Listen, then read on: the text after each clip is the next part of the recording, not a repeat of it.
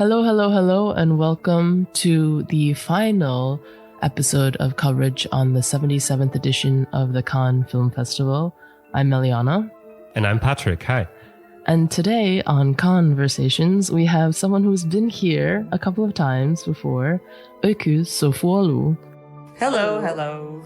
How's it going? I'm fine. I'm super excited to be on this podcast again. It's always a pleasure to talk to you guys. As it is for us.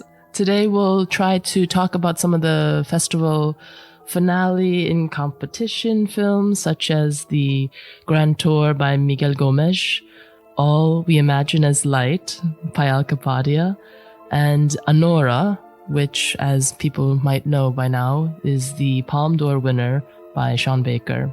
We'll also try to talk about some other things too, but I was wondering, how did the festival end for both of you?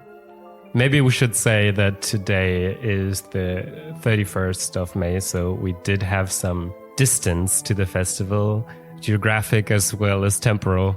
That means we maybe have a clearer vision of what this festival was like for us and how it compares to previous years.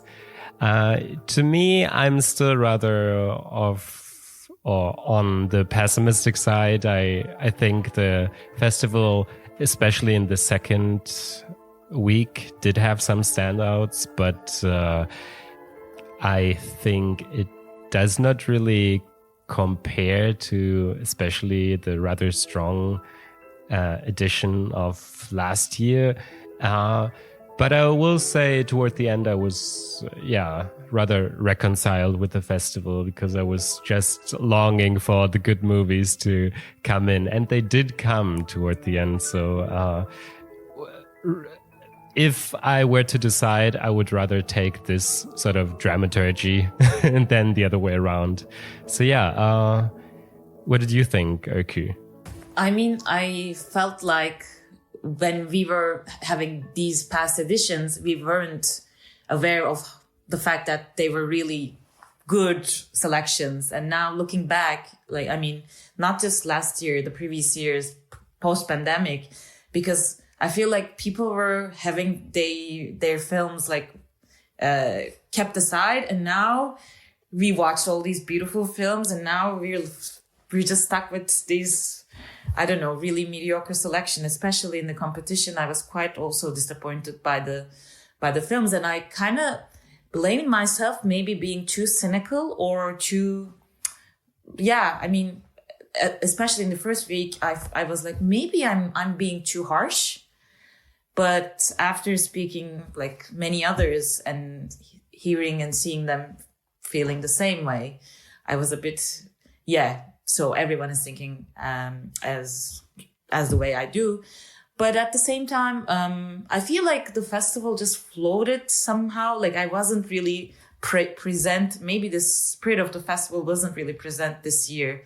I think I was talking about this to Eliana during the last days. And I feel like it's just happened, but I wasn't really present. Maybe only screenings I was really enjoying and in mindfully watching the film was probably Godard and Leos Carax. And other than that, I was more maybe Giachanke and Miguel Gomes, but otherwise I was just being too distant vis-a-vis what I was watching. Yeah. Mm-hmm. No, I understand that. I also very much enjoyed the Carax, C'est pas moi, which was in the special screening section, I believe. Mm-hmm.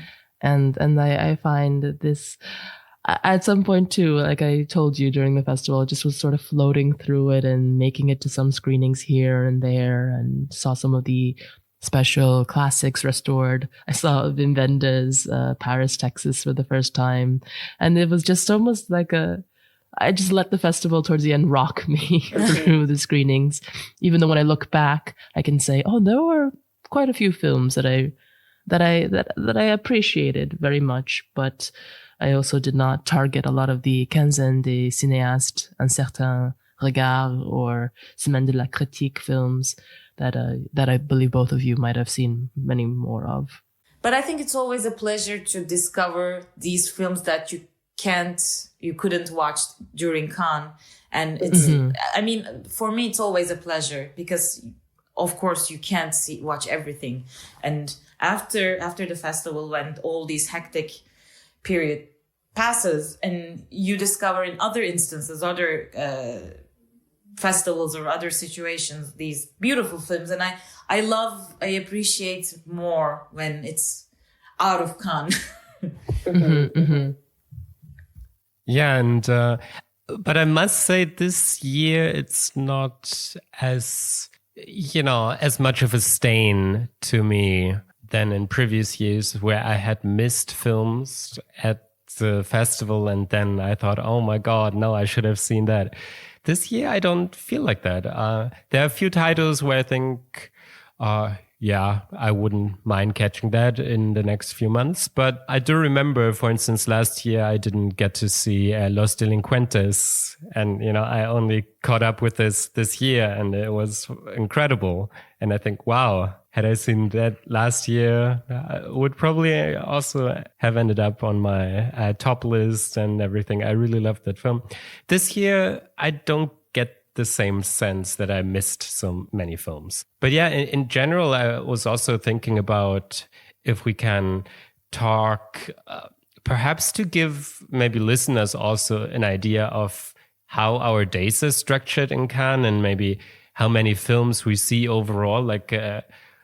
Because I think we're so short-sighted sometimes on, how we build our schedules and which films to catch. And then we don't really get this outsider perspective to which it must seem quite strange to see so many films. And I was wondering, Öykü, do you have an idea how many films you saw throughout the festival? And how many then you saw per day? I mean, I might have cheated a bit because of the press screenings in Paris. So some of them I saw it before festival started. Overall, from the whole selection, I think it's more than 40, 41, 43, something like that. But in general, I think I start my day with a Kenzan film in the morning and the 8:30 screenings. And then in general, I think there's an Un certain regard film in between, but I prefer to write in between the competition and the first Kenzan film I watch in the morning. And later, there's either a special screening at, it's a competition film at 3, 4-ish or 2. And then there's another competition or either a special screening in between, I think my program is more packed in the afternoon and in the evening, and the morning I try to spend time writing because you're also more fresh in the morning. But at the same time, the negative aspect of this program is that in the afternoon I feel tired. And maybe that's why, for some of the films especially, I did this with the Crimes of the Future too.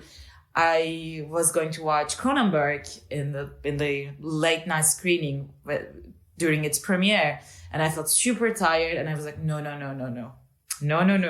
I'm going to do this tomorrow morning.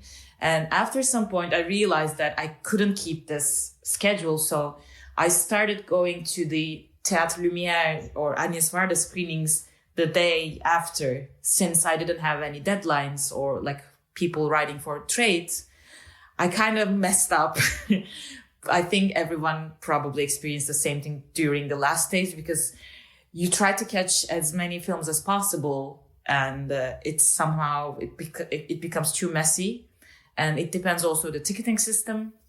Yeah, I think overall it was like that for me. And did you also keep track of how many pieces you've written over the festival? Oh boy, yeah. I think for now it's 11. It's too much. And it's in 3 languages, Turkish, French, and English. So I don't know, it's too much. I feel like it's not a healthy rhythm. Yes. And how about you, Eliana? How many films did you Oh, goodness. see. I think I also saw around 40 films, also with the aid of some screeners. And I don't know. I feel like I had 2 days where I just did nothing, screenless days in the middle of Cannes. I wasn't feeling very good. Unfortunately, there's something that goes around at some point. Everyone is a cacophony of coughing in the theaters, and you wonder, oh goodness, have I been targeted by someone? And well, I often like to see the classics or the restored if I can. It's very easy to get into those screenings, and then I spend a lot of my days in the Cineum, and I have the lightest of you two because I just sort of help do this co-hosting for Cannesversations, but we shall see and plot little things for the future and little things that seem to stand out and come out in terms of understanding like what certain imagery or themes that reoccur. I don't know. For me, the imagery of a man being superimposed with a bird's face came up on multiple occasions, either in the shorts or through various different, from the Napoleon of Abel Gance to a short in the Philippines factory section of the Director's Fortnight, Bird by Andrea Arnold. And this theme of men and birds was just something that I like to notice. Overall, the schedules are, I just take it in a very relaxed way. If I get too, then I will fall asleep too often in screenings, or I'll just feel overwhelmed. And how lovely it is to know that you have a ticket perhaps to 3 or 4 in competition films, but it's exhausting sometimes, as you said about the Cronenberg last year or the year before, to just try to go and see it. And then you realize, no, I don't think I have the bandwidth for that. And then in terms of finding films, often I rely on the beautiful advice of those around me who say, this one you should see, this one you can see later if you're interested. And it was that way that I saw the new Alain Guiraudie, Misericordia, which was very much to my liking as something very fresh. And then Good One by India Donaldson, which also was at Sundance this past year. And in this tempo, it's things liberate themselves, tickets liberate themselves. Perhaps I'm doing something wrong, but I just think, oh no, it will appear. It will appear, something will happen, and if I miss it now, I'll see it at another point in time. And yourself? Yeah, I mean, for someone like you, Eliana, who's partly based in Paris as well, this is more easily said, right? Because you can catch up with many of the films that play in Cannes that may not ever make it even overseas. It's true. About this bird thing, I was also thinking of last year's Eureka, where the bird was sort of a conveyor of, or a means of traveling through, I don't know, consciousness and time. And Eureka and Close Your Eyes by Victor Erice, these two films were also much of a debate last year because they didn't feature in competition.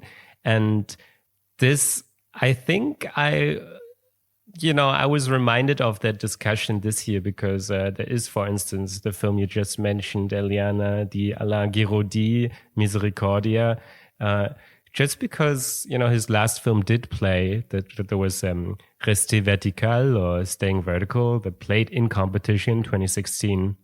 I think it's perhaps his first film since then. And I was just wondering about how the competition comes about, the competition titles. That is a thing we have discussed before on this podcast, but I'm a bit confused as to how they justify the decisions they make. We have this Coralie Fajar film, The Substance, which I found as a midnight screening would have fit much better than in competition, whereas the Guiraudie film, which I found much stronger, was in this Cannes premiere section as the Victor Erice and the Lisandro Alonso film last year. And at this point, it's hard for me to, wrap my head around the decision making there. I did see only 17 of 22 competition films. And I think that is, that is the product of learning over years, because you do get a sense of which competition films you can just sort of skip. You also hear, sometimes I wait, sometimes I miss purposefully the first screening, and then I see how the reaction is. And usually, I don't know, my initial feeling about these films is right. And so I was wondering if you have any, idea about that, Öykü. What do you think at this point makes for a competition film? We also have the Emilia Perez, right, that we have really ignored on this podcast too, because I only heard bad things from the people I trust. So I didn't really pay attention to that. Just to correct something, Alain Guiraudie also had a film in Berlinale, in Panorama last year, Viens je t'amène, in between. But in Cannes, I mean, his presence in Cannes, yes, I think we can say that it's quite like a gap between these films. And regarding competition, and also to justify, it's not justify, but why I watch all these competition films, it's because all these jury grids or the grid obsession of giving stars was kind of really present for me this year. So I was kind of, I felt obliged to watch as many films as possible, because me too, I know what I like. I know what it's bad. Like for example, last year, there was a Sean Penn film. I know that it's bad. So why bother watching it? But about the selection, I think what they try to do, at least what Thierry Frémaux tries to do, is kind of prove that he's being progressive. And because I think I heard something about like Coralie Forget's film being in the competition. Somebody said this film wouldn't be in competition in like 10 years ago. So I think this trying to see, we're like having a genre film in the competition. See, there's a film by an exiled filmmaker. So all these themes, like there's a queer film that also won the Queer Palm, Romanian film. And look, there's a first feature, this Diamant Brut. So all these films kind of try to justify, like we're kind of trying to tick in the boxes. And that's, I think, how Thierry Frémaux's mind works. But I'm not so sure, of course. And for Emilia Perez, I don't want to say much, because on Twitter I was attacked by Selena Gomez fans a lot. So it's a complete different level of fan base for that film, and I'm afraid for the future. And but I think especially what I found really interesting in the competition was Rasulov's film, because I mean, I don't want to be bitter or cynical about this, but of course he's a important filmmaker, we accept. But I think the way his new film was treated was a bit over exaggerated, comparing to, like, after watching the film, I was like, so people were cheering for this film? I agree. I didn't vocalize this much, because there's always this fresh, like when people watch a film for the first time, some people become super hyped about it, and I don't trust their reactions. And that's basically what happened with Rasulov. And I saw all these reviews like celebrating, and then it was kind of like a green border in Venice. I don't know if you remember that. After the screening, everyone was such a powerful film about Europe, and I was like really fearing that it would won the Golden Lion, but it didn't at the end. Right. And people were criticizing, they didn't give anything to Rasulov. But I think, like, if you watch the film, if you see the material, I mean, it's evident. I think it's a well-justified prize. Well, and I do remember this green border thing, because I remember that I wrote on that film, and I think the German magazine for which I wrote the piece was not happy that my review was so negative on that one. Because, in all the festival, I think it just that sometimes this idea of being politically aligned is stronger than to make out for aesthetic assessments. But Yeah, in any case, I mean, I think that also naturally leads us to transition into the festival politics, which I think we cannot just glisten over. I think we have to talk about that a little bit, especially because I think Cannes is such a strong contrast to Berlin, for instance. In Berlin this year, of course, there was even more pertinent than in previous years because we have Israel's attacks on Gaza still going on. We had of the penultimate day of the festival, we had the order of the international court that said that Israel had to stop the attacks. But there are some low-key conspiracies going on that this list, this Me Too list, that did not materialize at the end. We talked about it on our first episode, I think, that was supposed to feature big names of the French film industry and how they were involved in Me Too, like scandals, like sexual harassments and so on. But there are some voices out there who say, oh, yeah, due to all that focus, we never at all addressed the conflict in Gaza. And I think the only thing I really saw in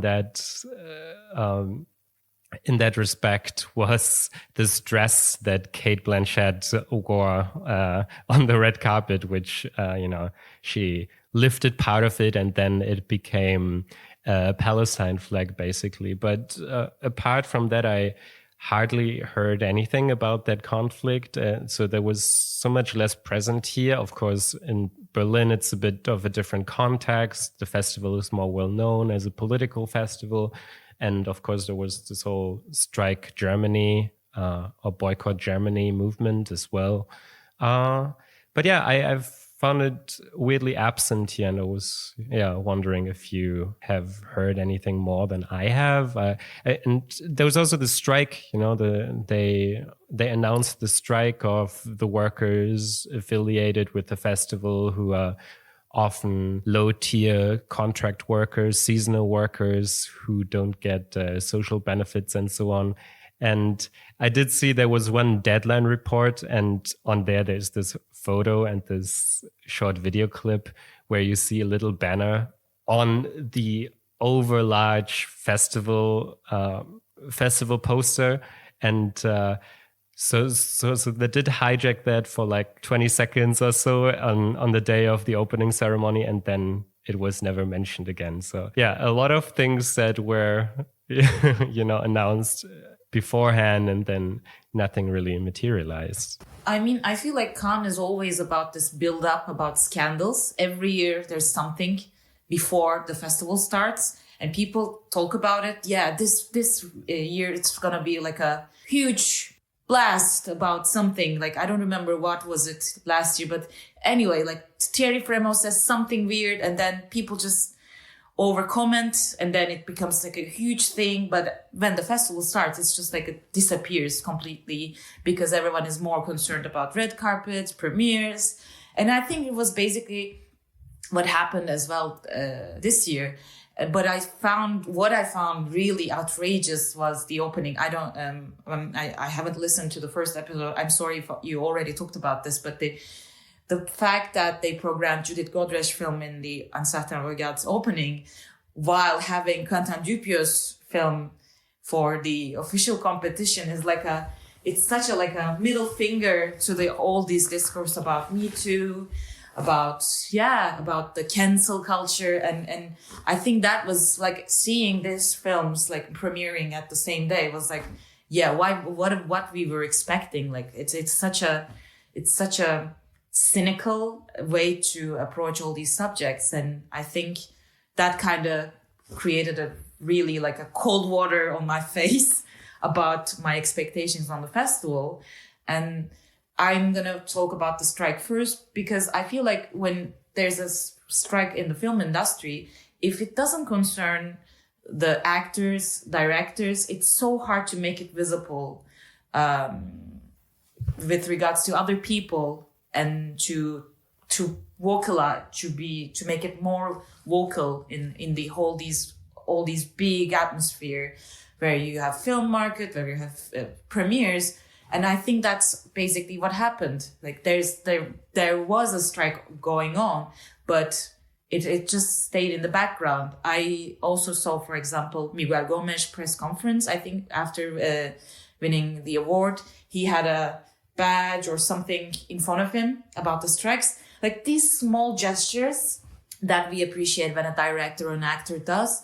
But overall, it just stays such a minimal gesture. And I think, like, if you want to skip the Gaza situation, that's always the debate, right? When an individual celebrity does something, is it worth the mention or praise? Because it's the minimal thing they can do in this situation, right? And everyone was talking about Cate Blanchett. I think it's a valid discussion I value both opinions, because she, as a star, she makes it visible, but at the same time, at what cost? Like, what does it contribute to the representation, to conflict? I don't know, but I think it's a valid discussion to talk about these more visible but less impactful gestures. And I think there was also either Bella Hadid or Gigi Hadid qui wore a keffiyeh dress. Yeah, okay. I understand it creates a debate, but is it just a debate that exists only in our bubbles and doesn't necessarily have an impact on the overall situation? I think yes. And about the films, as you said, Berlinale and Germany has a different political context, and it kind of escalated to a big crisis. Whereas in Cannes, I think people had, as I had in the beginning of the festival, such a cynical, like everyone knows how cynical and apolitical Cannes is. And the only thing they can do is, I think, to have politically problematic filmmakers in the competition. That's the only thing they can do. And as many years before, I think with Serebrennikov or Loznitsa, or this year with Rasulov, this is the only, I think, thing they allow to happen. And but I don't know. I also think maybe I'm being too speculative about this, but since there's all these preparations for Olympics, I think French people were quite strict about the overall organization of the festival. I don't know if you realize it, but the security checks were definitely more aggressive and strict than previous years, even more aggressive than, I think, the post-pandemic year. And maybe it was also related to this context of more, general context of France was also had an impact on the festival's potential disruptions. Yeah, and I think this year they had a record number of attendees as well. So there was really, as you say, it felt even more of a police state than in previous years, because there were just also too many people really on the Croisette, which is not a very wide, avenue. It gets thinner and thinner, especially as the day goes on and they block major parts of the avenue. But do you have any thoughts on the political aspects of the festival, Eliana? I think with everything, it's always so very difficult. I think France is a hub of culture and language, etc. But at the same time, it's very much at the root of it. It's massive hypocrisy.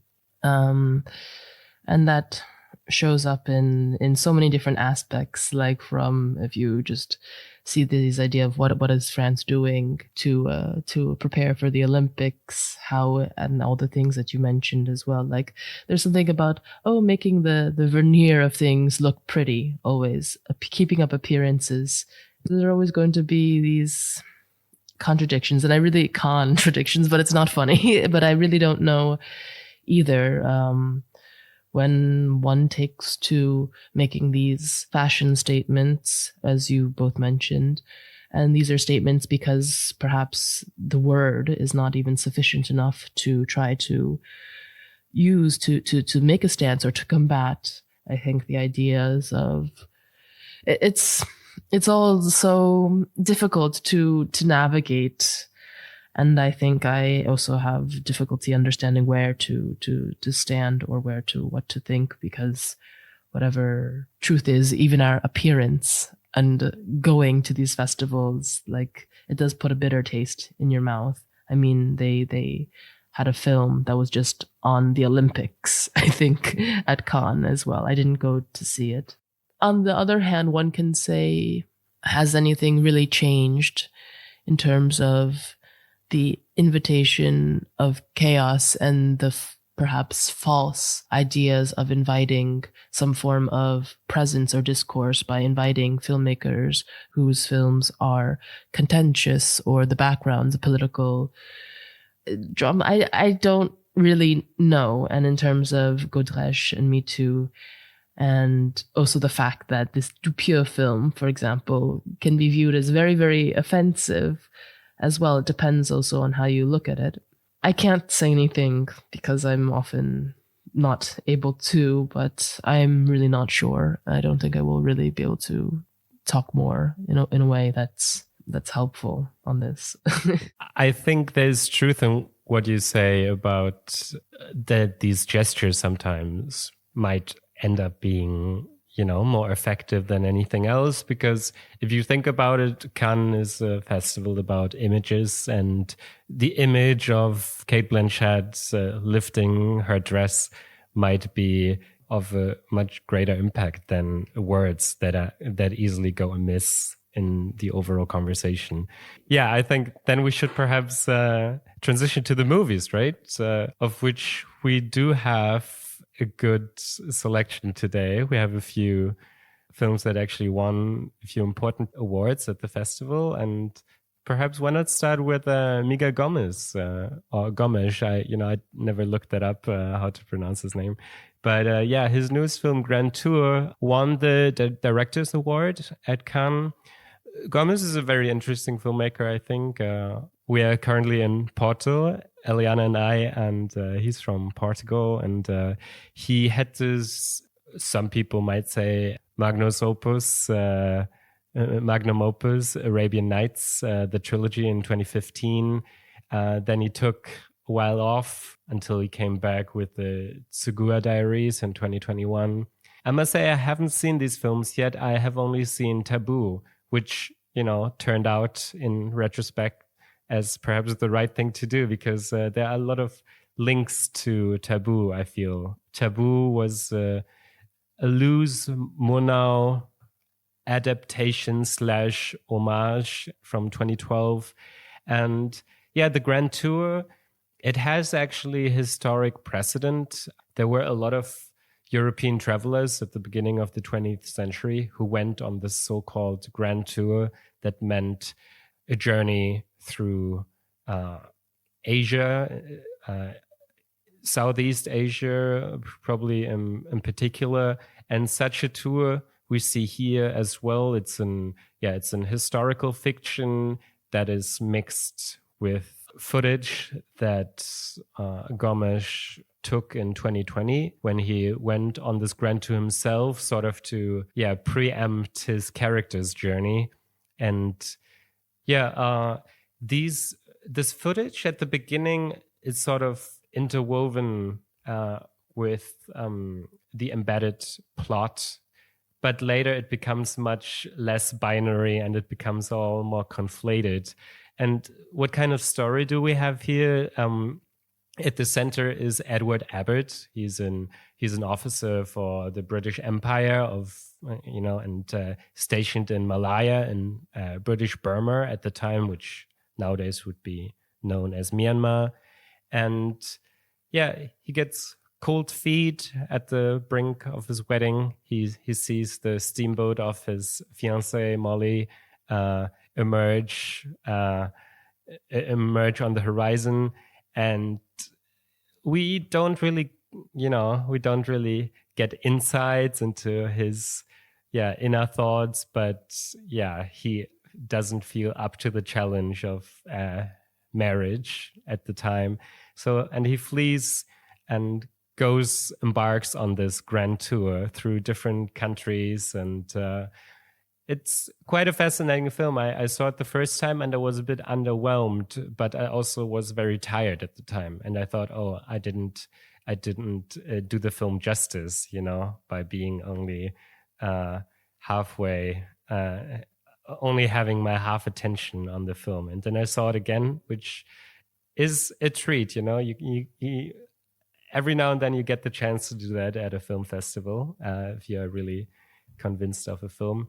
And it was quite rewarding, I must say. I think it's perhaps my favorite film of the festival. And we then see Molly, his fiancée, trying to track him down, and she's very determined and also very cheerful about it. She doesn't feel refused by him. She rather takes it as a challenge. And yeah, it's a film I found actually quite heartfelt as well, quite endearing. And yeah, perhaps Öykü, take us on the grand tour yourself. What did you think? I Gomes, for me, especially with Arabian Nights, is a really filmmaker. It's a filmmaker I admire a lot, and I love, especially in narrative films, this kind of deviation, like going out of context. It's a trope that I really enjoy, both in literature and then you also, Patrick, probably like this a lot, and the idea of deviation in narrative. And I also like the meta cinema aspect that he also had in Suga Diaries. And I think I've been waiting for this film quite for a long time, because we know that he was working on a film, but because of the pandemics, he had to stop. So I was really, really excited for this film. And I think I'm quite rewarded as well, like you said. And I don't think the need of watching the film again is a negative thing. Like sometimes there are these films that you want to watch it again just to discover more, just to like dig deeper, because once you get the general feeling of it, you want to explore it more. I think another film I experienced the same feeling was The Beast. You get the general picture in the first watch, and then you want to go back and see other things more. I think it's like a touristic expedition as well, which also the film makes reference to. Like you go to a country, you see it for the first time, and then you want to dig deeper, right? Then that's, I think, what Grand Tour does. You just want to keep traveling inside the film. And by the way, it's an interesting point about the name. I learned that Grand Tour was actually meant to qualify the voyages in Europe. It's traveling across Europe. So I think there's an aspect of inverse Orientalism, maybe. So because I'm still thinking about this Orientalist aspect of the film that it tries to tackle by adding these voiceover narration, where in every country that Edward travels, it's narrated by a native speaker of that country. And I think there are several things on visual level as well. We see a lot of shadow puppets or different forms proper to that culture. And I think the film itself tries to address this Orientalist gaze from which it's inevitable to escape, because there's also the characters are speaking to each other in Portuguese. All these language, culture, and visual representations of the culture kind of creates a network of signs. And I also found this really interesting. But at the same time, I really like the idea of being dragged by the filmmaker and being surprised all the time about the images that you're seeing. Like when you're watching a film, let's say it's a narrative film, you kind of have an idea of how it's going to turn out, right? Whereas in Gomes films, you're always surprised and where film will drag you. And I think it's also Arabian Nights as well. I'm not going to spoil it for the people who haven't watched it, but it's just like so surprising as an experience. And I think what I enjoyed the most in Grand Tour was that surprise and just letting yourself go to a film without having any preconceived narrative expectations, like seeing something and saying like in your mind, okay, now he's going to do that, and then like constructing the film in your mind even before watching it, how it will end up. But whereas here it feels like you're in the mind of an ADHD person, and it just drags you all over the place. And I like that chaos, but it's a contained chaos. Yeah.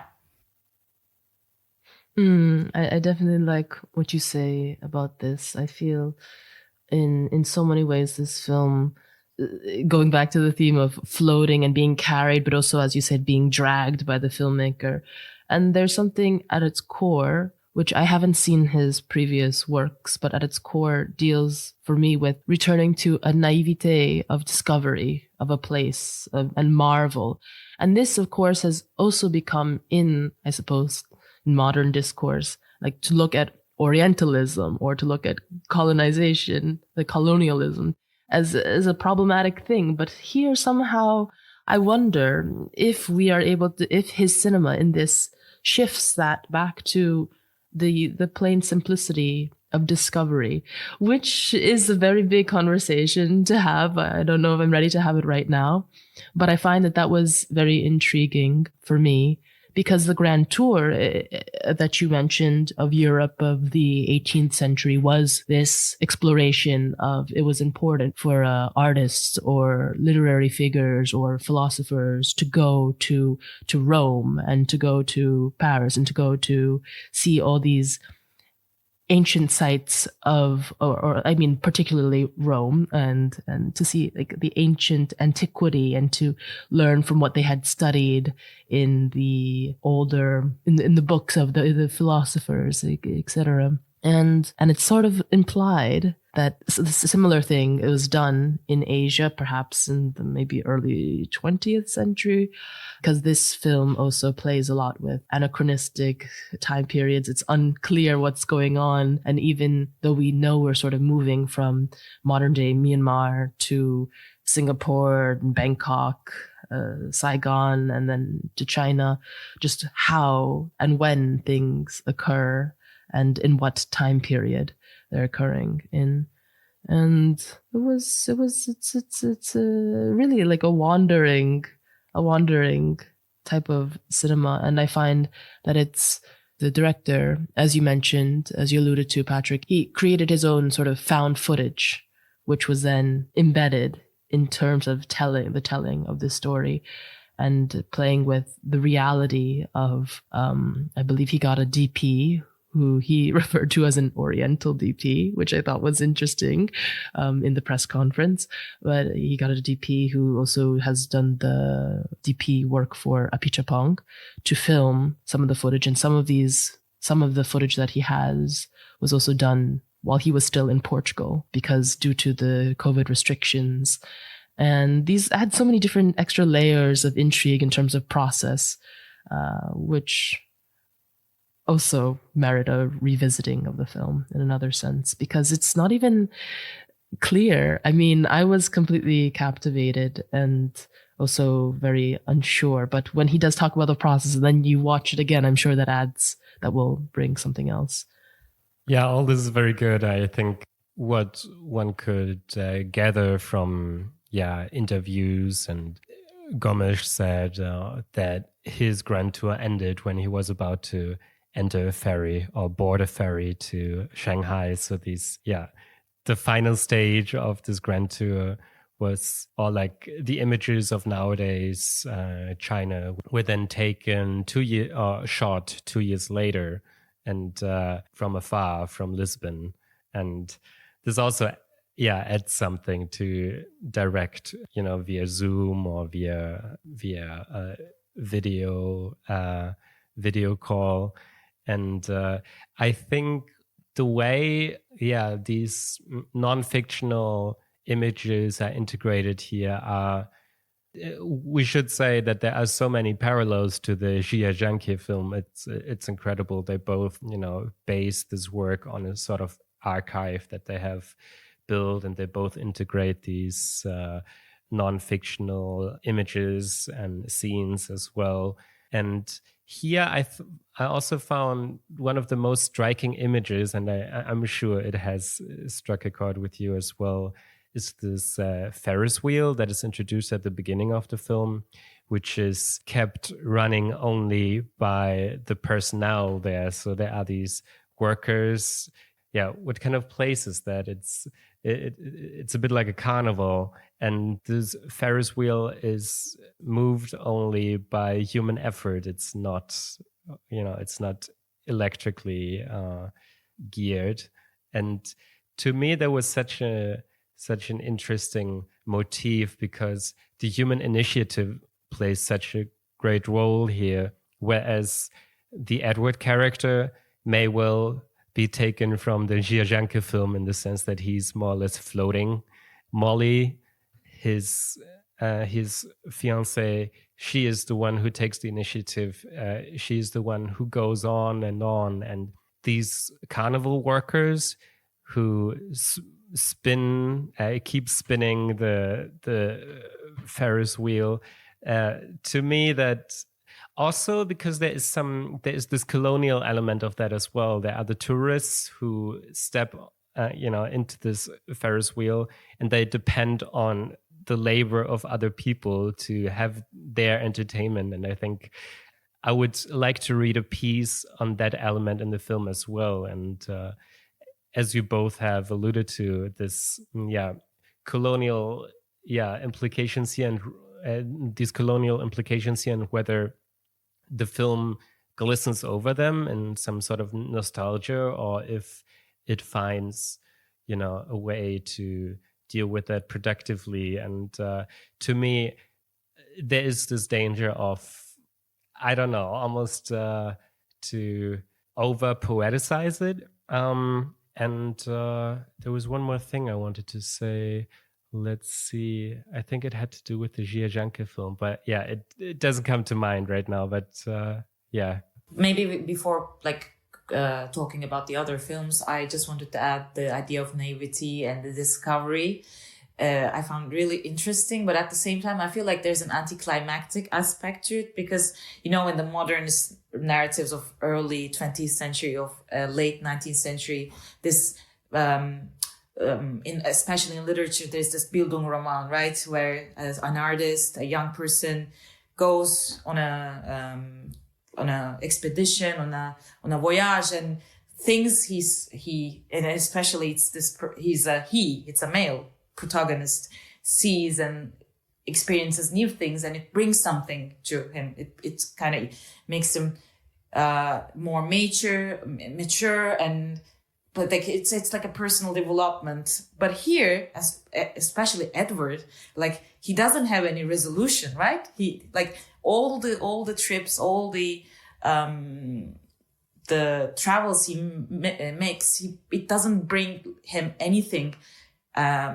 At least on a visible level, it doesn't contribute to his personal growth.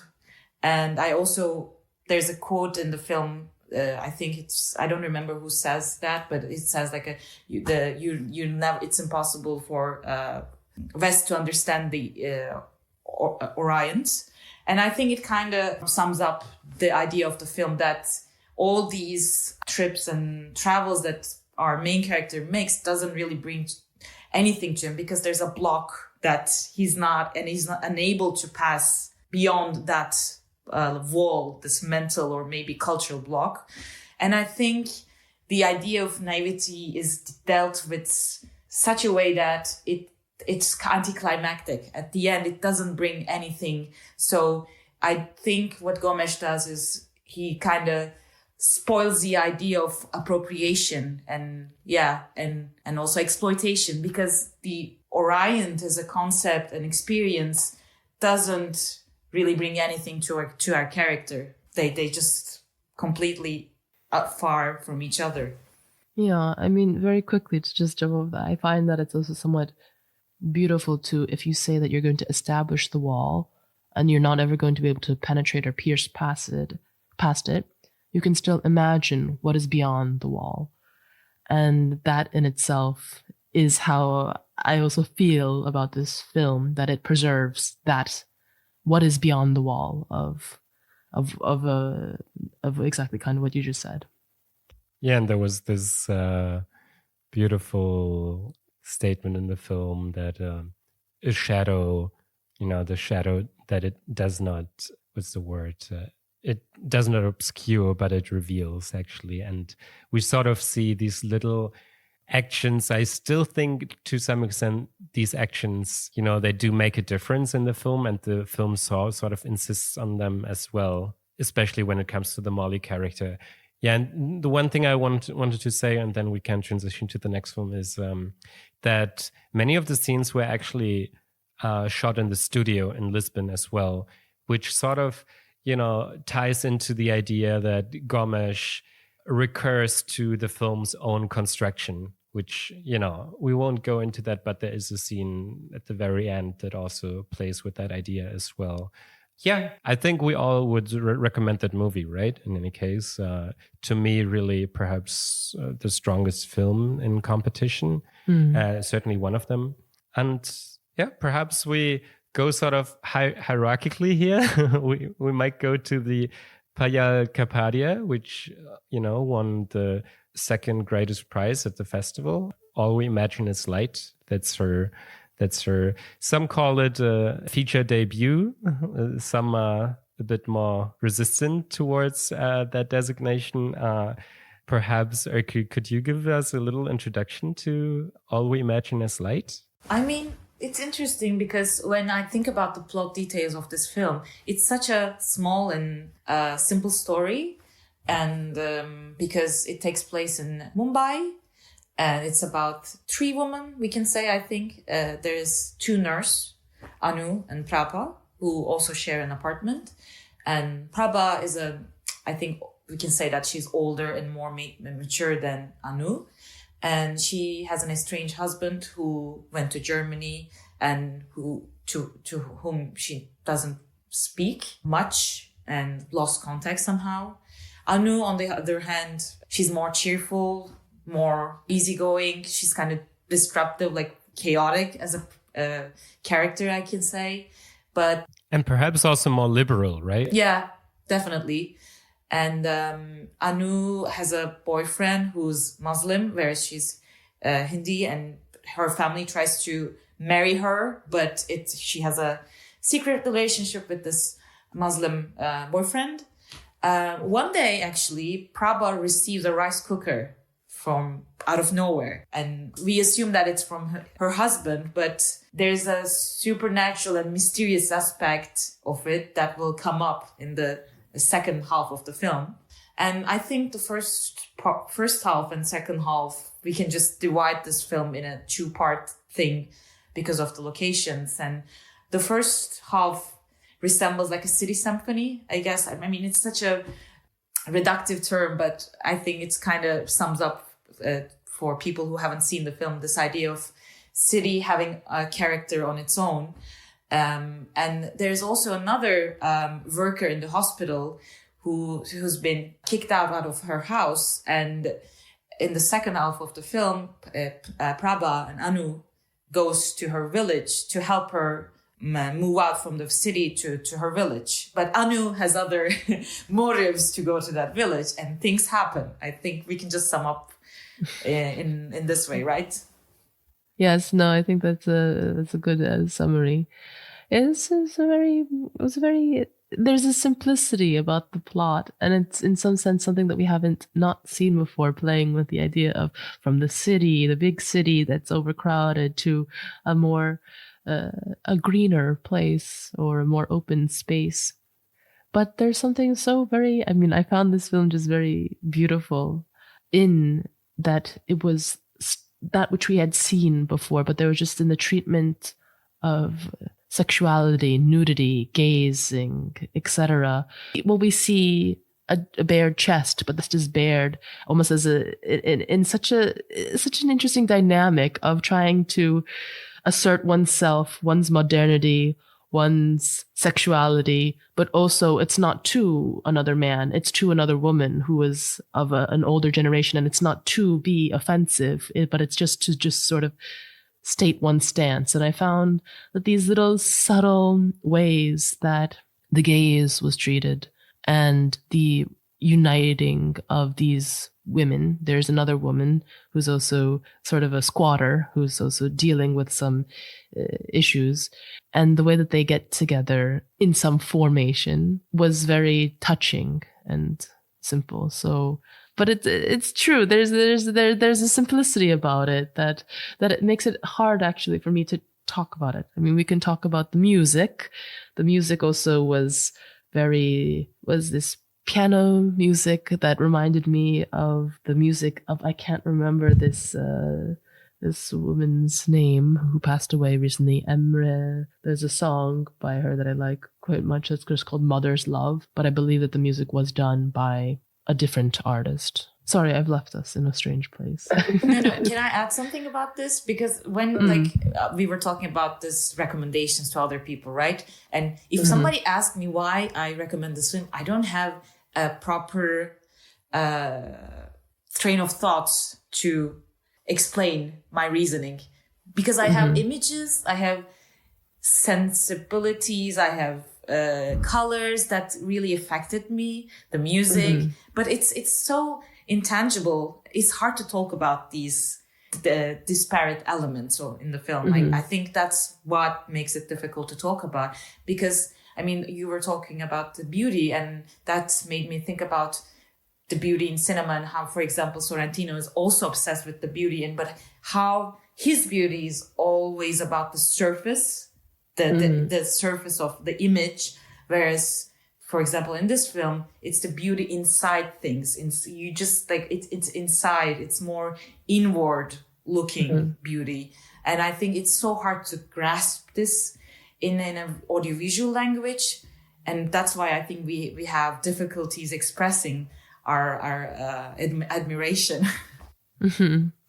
And yet, I would say, to me, it's formally, I mean, the structure already hints at that. It's formally a diptych, right? We have this first, as you call it, a city symphony, Öykü. And I think there one can see, there it is, in a sense, also about,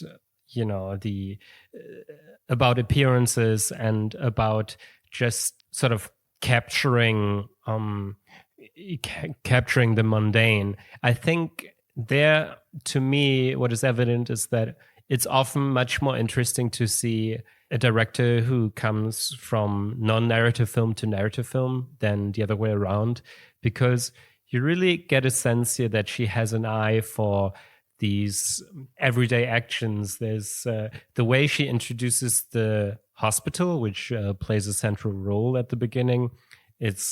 I think there are a lot of shots that are just really piercing in the sense that they capture the overall atmosphere of that place. And same goes for Mumbai. I mean, we have these interview sections, it seems to me. I don't know if they are fictitious or not, but they seem to be, more of an interview nature. And they discuss the place, Mumbai, what it means to them. At the same time, we have these tracking shots of street markets and the harbor and so on. So I feel like it is also about, outer appearances and how she's able to get a grasp on them. And but I do agree also that it is about the inner lives. And I think what I like, to me, it's not so difficult to recommend, because there is also this through line, this thematic through line of opening up a space, especially of female solidarity and female understanding, because while Anu and Prabha, while they do live together, I think we can take it that they have been living together for a while. It is only this place, beyond Mumbai, that allows them to be open to each other and get a much deeper understanding of one another. And I think this alone makes for, just on a thematic level, that alone makes for, a story that I could easily recommend to a lot of people. But I think there's so much more. And I do think the way she captures spaces and opens up spaces is one of the things that especially struck a chord with me. Can I add something about the documentary aspect? Because I thought of something quite different than what you said. I don't know if it's true. I don't know if you thought about like this as well. But this for me, I kind of likened her treatment of the city to Wong Kar-wai's treatment of Hong Kong, because Hong Kong itself, there's a Wong Kar-wai of Hong Kong, right? From his camera, there's this filter or the style that kind of filters the city, and then you have this rendering. And I feel like Payal Kapadia also does that with this blue tint that covers the whole city. And I think there's a subjective aspect of city that kind of says us, this is not how truly city looks, but this is how I portray, this is how I give it to you. And I don't know, that maybe it's true, maybe not, but I kind of thought about Wong Kar-wai while watching the film, because it's kind of filmic construction. Yeah, for sure. And I think that's spot on. And I think this blue sort of encapsulates the entire city, right? Almost under its wrap. Is there something else we should mention, or should we transition? No, we can transition to the next film. Which is Sean Baker's Anora, his 8th feature film, the last one after Red Rocket, which perhaps might be my favorite of his. I've seen all his films, so I'm quite familiar with him as a filmmaker.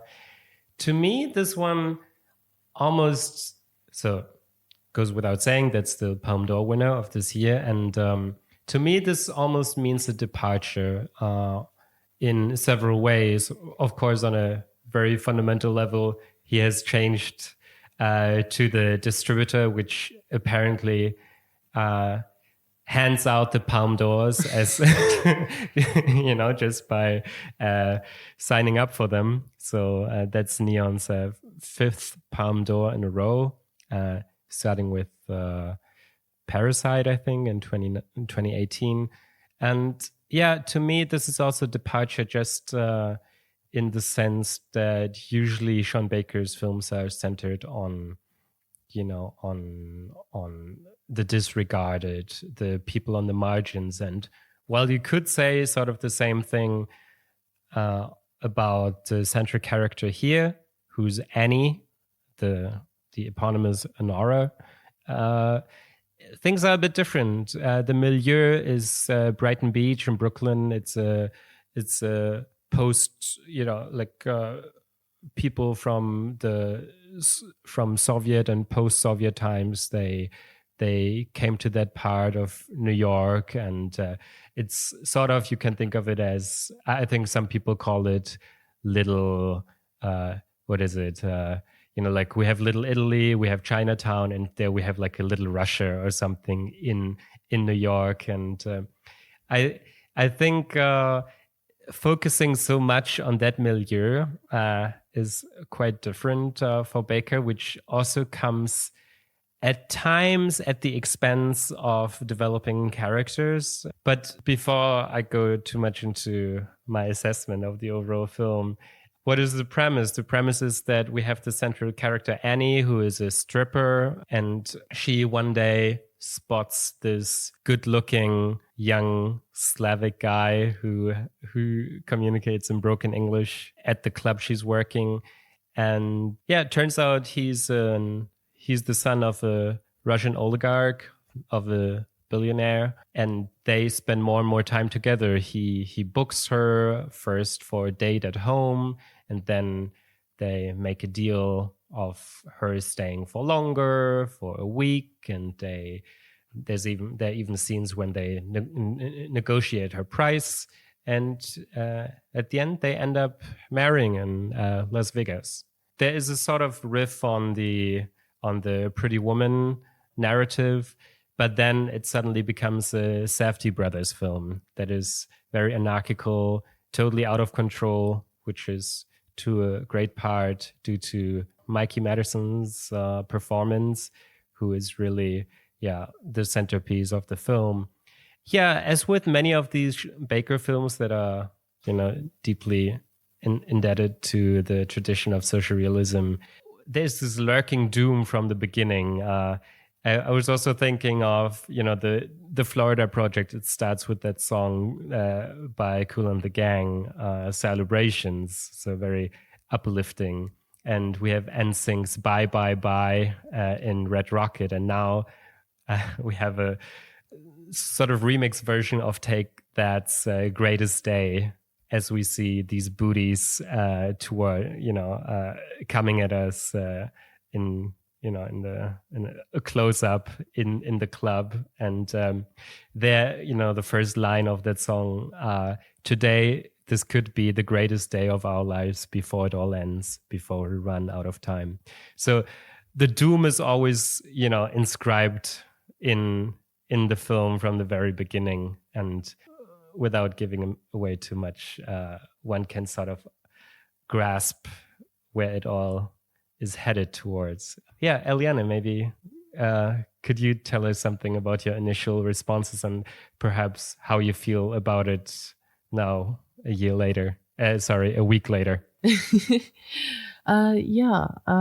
Goodness. Thanks to you, you introduced me to Sean Baker's work, and I'm also very much a big fan in general of his work. I found Anora to be a film that I did laugh a lot in, but there was something about it that did not really strike the right chord for me. Perhaps I had too high expectations, but I felt in some sense there were some shortcuts that were taken, and there were a lot of stereotypes and baboonery that I feel was not always present, even though it did bring levity to this work. And I think perhaps I thought that I was going to see something slightly different. And for me, the heart was slightly lost of this character of Anora, of Ani. I think performances were incredible. For me, Ivan Vanya, who played by Mark Eidelstein, was also such a roar, along with his longtime collaborator Karen Karagulian, who's been in almost every single one of his films, going back from Take Out to Prince of Broadway, Tangerine, I guess Florida Project as well, maybe even Red Rocket. It was nice to see that in Anora, Baker nodded to all of his entire filmography. And I'm not one to normally think about plot and etc., but I did have a hard time believing some points. I don't know if I will go into them in terms of what would so-called be the choice or what is believable for Ani to do. But I do really appreciate the way that language was treated. She takes on this Brooklyn accent. Mikey Madison takes on this Brooklyn accent. And there's so much in terms of understanding what she understands in terms of her Russian abilities as she communicates with the character of Vanya, and how Vanya, whose father is a billionaire, who knows? We don't really know what he does. We just know, oh, that's your father. Wow. And he has a set of henchmen or right-hand men who are Armenian and Russian as well, who help him do his work. There's in modern fairy tale like way, a marriage occurs that needs to be annulled, and it's through this that the comedy ensues. And I still am having difficulty digesting this film because it's a very fun and pleasurable watch, but I think there's something for me that was missing, and I sort of feel sad about that. But I do feel very happy that Baker and his when I think of Baker getting the Palme d'Or for this film, I think of it as his filmography and his work and his process, which often involves a lot of scouting, a lot of looking for those people who are locals and unknown who appear in his films, the way that he does support sex workers, and that he does have a very generous and very like open view of what should be done in terms of seeing people and allowing their locales to be filmed and to try to make them as real as possible. And I think that that is the most admirable part of what Baker stands for, and how, in a sense, he realizes very much that while he is the director, all that he makes comes about with the collaboration and very close collaboration with those who he shoots. The communities that he enters. And I don't know, I was wondering how you found the film, Öykü. I also think that like when a director wins a Palme d'Or, I think it's never the film that wins the award, but his previous films or his own like previous work that kind of finally gets a recognition. And I think it's the same with Sean Baker and Anora. I also enjoyed watching this film a lot. And while watching it, I kept thinking of how balanced the humorous and the dramatic aspects are put in the film. And I think since you mentioned Safdie brothers, the reason I like their films, especially in Uncut Gems and Good Time, is that this balance between the really crowd pleaser, mainstream things, but put in such a way that it creates a artsy film. And I also think it's quite present in Tony Erdmann, this humorous aspect in I think art house films intrigue me a lot. And that's why art house is a diminutive term. I don't like it, but it's maybe like a festival films, let's say. But I also, like, while watching it, you become conscious of the structure and you appreciate it a lot from a distance. So while watching it, I kept thinking about how balanced the narrative is in that sense. But as you said, I also think, like, looking back after 1 week later, I think there are some problems with the character construction, especially with Annie, because the moment when we first meet her, she's so self-contained and she protects herself from the outside world. And I think she kind of opens up to this young man, but the way the transition is made is not really well structured, because the Annie we met at the beginning of the film is not the same Annie who trusts and tries to save the marriage. I think the first Annie would just say, okay, fuck you. I don't care, and would walk away.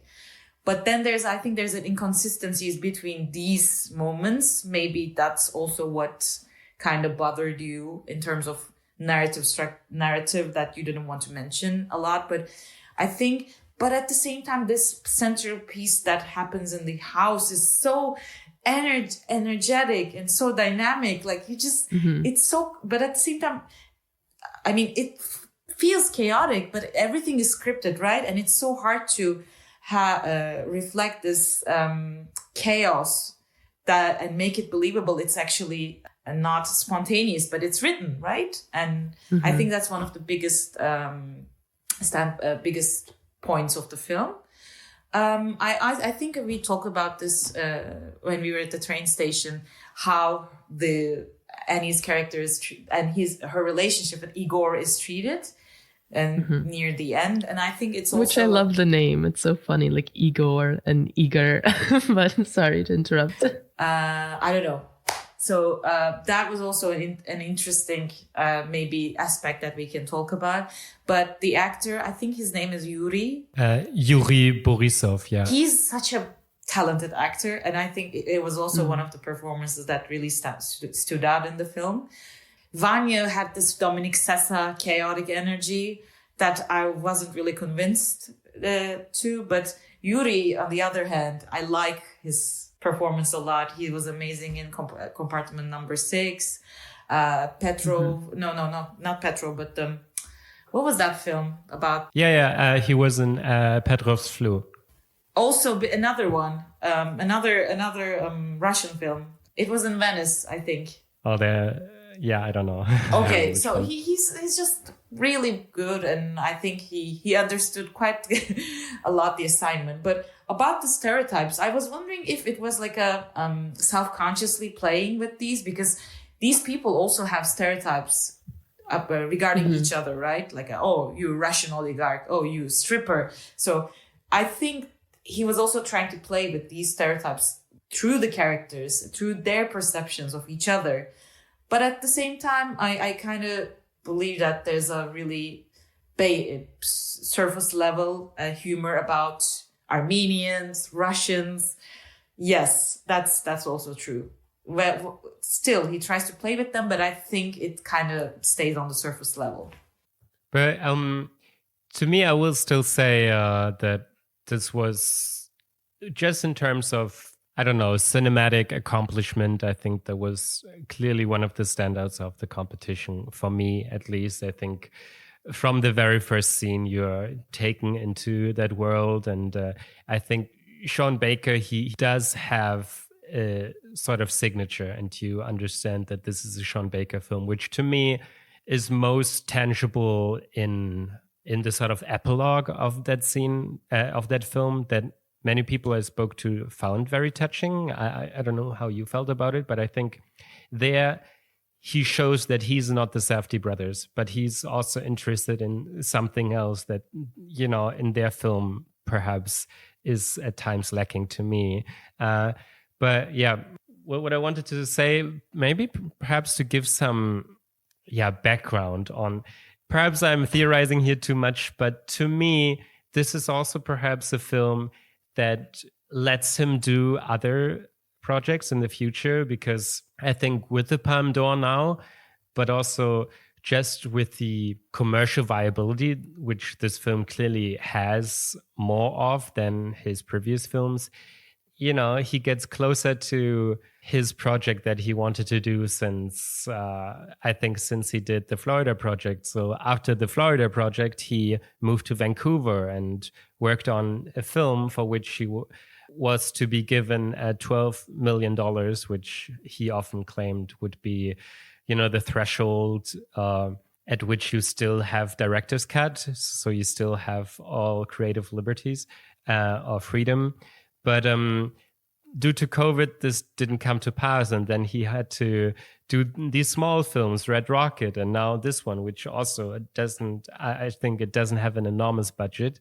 But I think he's thinking of this project, which I think was about decriminalization of drug users in Vancouver. So he had been working on that, and then this project was canceled, and he had to deal with it and come up with new creative avenues. And I think this perhaps, you know, gets him back on the radar of bigger studios, and maybe he will be able to follow his passion project. And I found interesting what you said about the perhaps inconsistencies of Annie.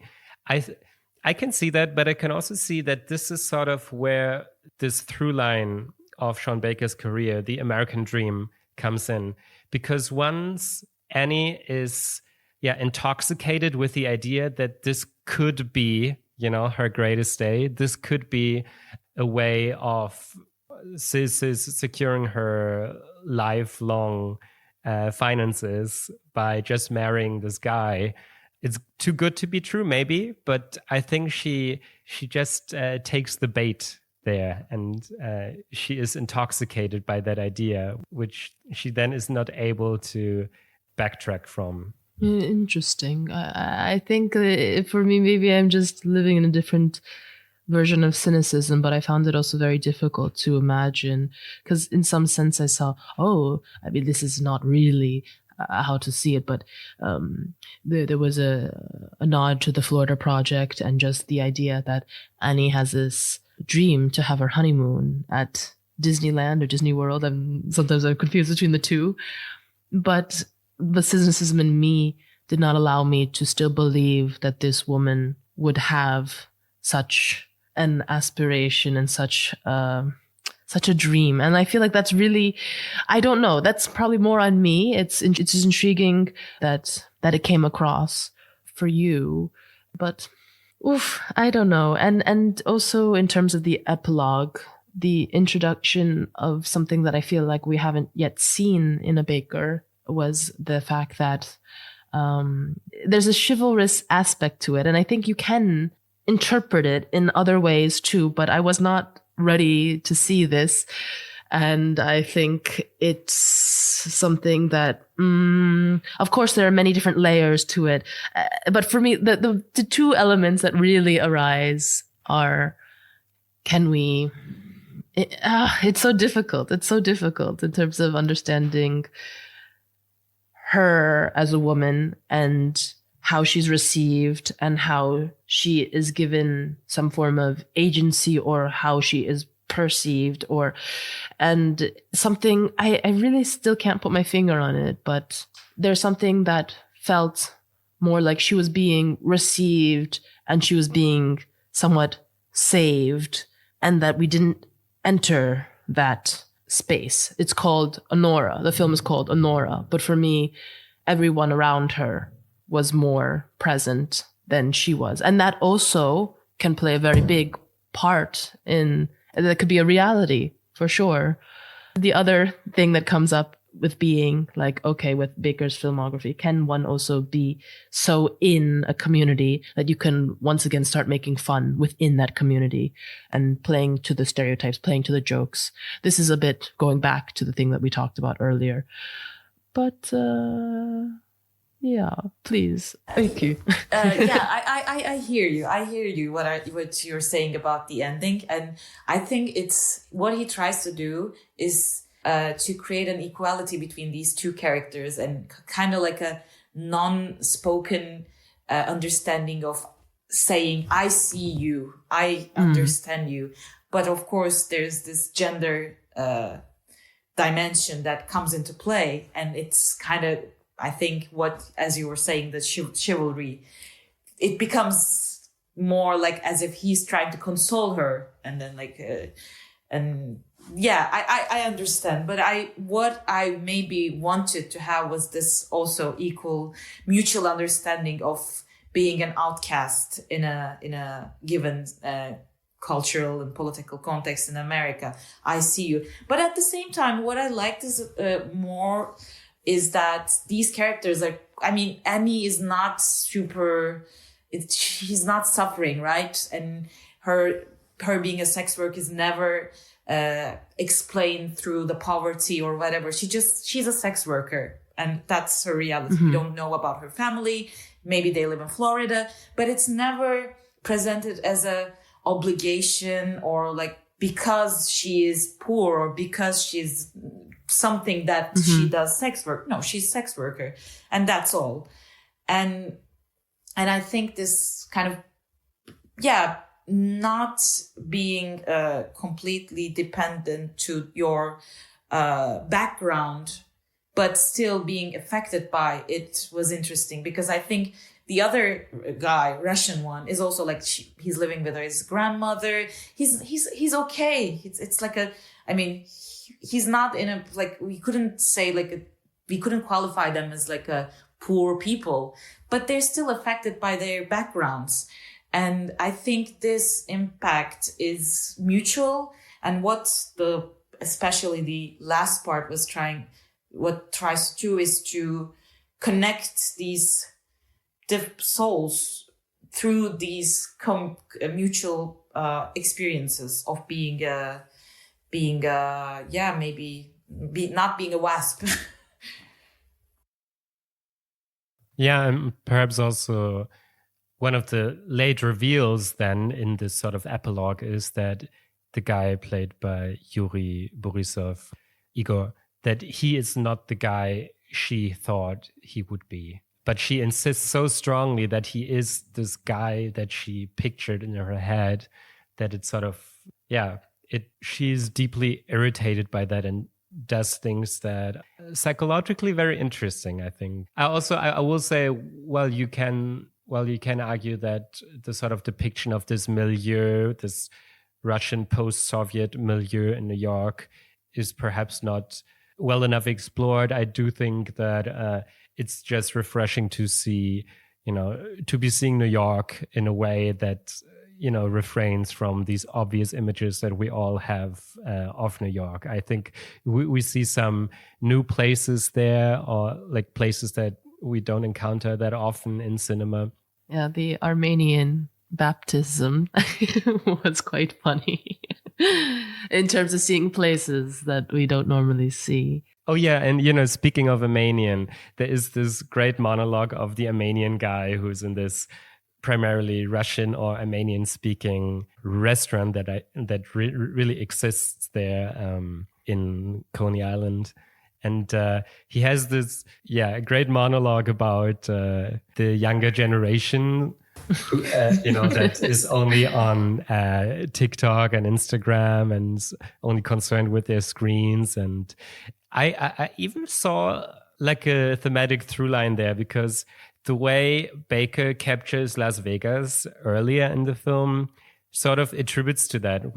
We see Las Vegas only in sort of TikTok videos, like short snippets. We have these fake fireworks that are projected onto the ceiling of the shopping malls and the casinos, and they, it's a great montage where each sequence only lasts a few seconds or so. And I feel like first Baker throws us into that world, and then later we have this old man who's sort of complaining about it. So I found that funny as well. Yeah, no, I think with this film, I can see it also becoming a bit of a classic in the years to come, regardless of how I feel about it right now. And I do think that there's a lot there to explore and just to appreciate, either from a technical standpoint or however it is from performance standpoint, and just seeing Baker rise and be able to get the budgets. Hopefully in the future, he'll be able to achieve these projects that you mentioned. For me, Red Rocket was also really like, wow, you have America by the balls. You know exactly how to depict America. And same with Florida Project and Takeout and Prince of Broadway. Just these like little snippets into something that felt very real. And perhaps this, because it's true, humor is real, as he said in his press conference, which is something. And even this idea that maybe we need to have some form of, depth or character development, it's not something that we necessarily see in reality. So to play my own devil's advocate, I feel this film is not there necessarily to provide those things or to provide the answers to those things. And it's also sometimes perhaps even tiring that stories sometimes need this depth and profundity in order for people to feel like it resonates with them. So I don't mean it as a backhanded compliment, but in some sense, there's another element that can be appreciated in how it doesn't aim to do that. It aims to sort of like bring people back into the cinema overall. Yeah, I what I was going to say was about the audience, because I think what this film really succeeds is to create a bigger audience about, but not diminishing its qualities, not its strong aspect. It's like it's a crowd pleaser for sure, but it doesn't affect its quality. And I think it's really hard to create this thing. For example, I mean, it's a complete different register, but like, for example, Hamaguchi's Drive My Car was a good example of that, like being awarded by Oscar and being watched by so many people and still being a strong film. And I mean, it's of course a more capitalistic mindset of being like appealing to everyone. But at the same time, I think Sean Baker, he's aware of where he stands in the industry, and that this is also a product, and it's crafted by so many people, and it has to create an appeal. And I think it's if you think about the rules of the game, he knows how to play it. Yeah.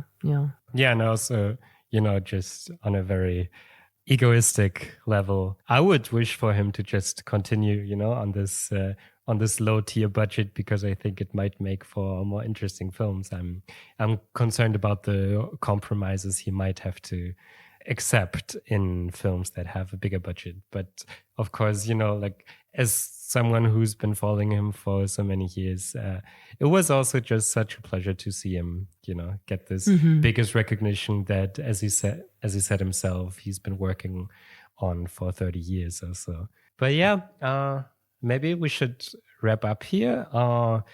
A last question to you two guys. Öykü, whom would you have awarded if you had been, who was the jury president this year? Greta Gerwig, right? Yeah. If you had been her, Öykü. I think I'd go with Kapadia. I would second that, even though I think I might like the Grand Tour by Gomes a little bit more than Kapadia. It's a very different type of film, but I don't know. Maybe the energy and the beauty and the blue and it reached me.